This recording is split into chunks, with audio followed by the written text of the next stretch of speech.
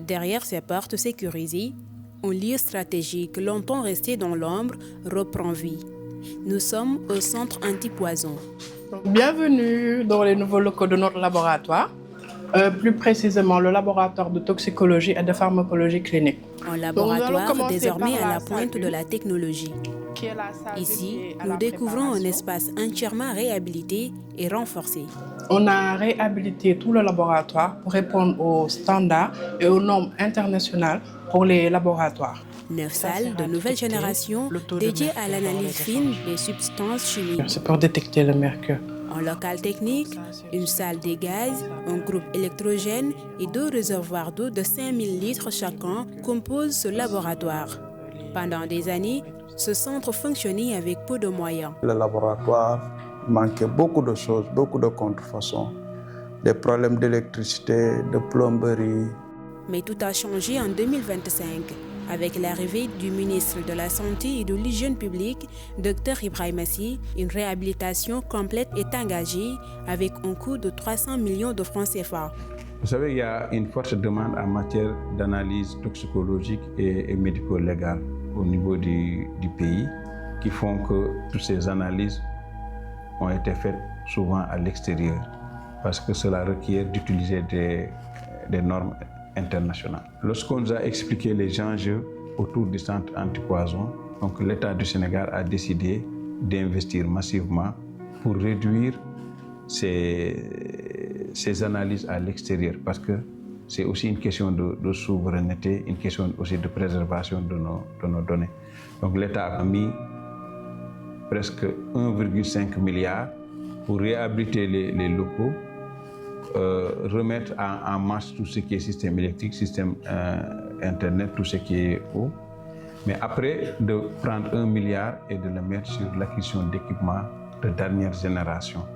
Et vraiment, actuellement, sur le plan infrastructure, ça répond aux normes. Nous avons reçu un premier lot d'équipements d'une valeur de 280 millions, où nous avons des équipements de pointe qui sont en train d'être installés actuellement.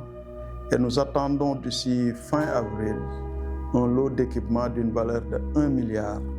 Et il faut dire qu'avec cet équipement du laboratoire, mais également la réhabilitation de l'infrastructure, nous sommes quasi sûrs que le laboratoire du centre antipoison va devenir un laboratoire de référence, pas seulement national, mais au niveau de la sous-région en ce qui concerne l'amélioration de la gestion des intoxications.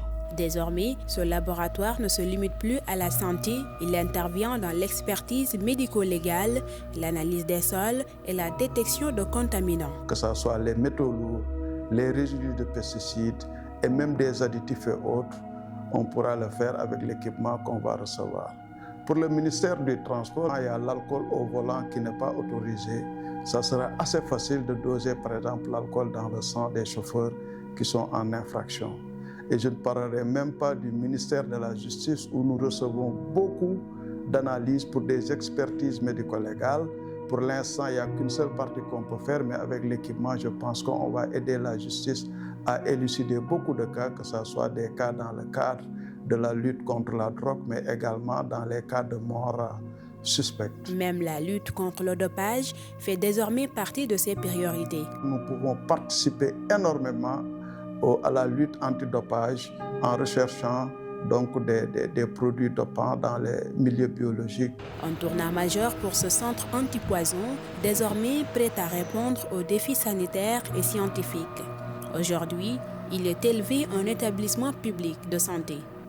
Une fois que nous avons sécurisé cet investissement-là, il est maintenant important de changer de cap avec le centre pour en faire un établissement public de santé non hospitalier qui va permettre de vendre son expertise non seulement au Sénégal, mais aussi au niveau extérieur. Parce que, par exemple, dans la sous-région, ces pays peuvent aujourd'hui envoyer leur analyse au niveau du Sénégal.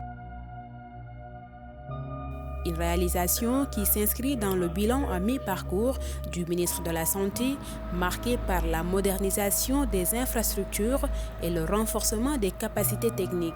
Un pas de plus vers un système de santé plus performant au service de tous.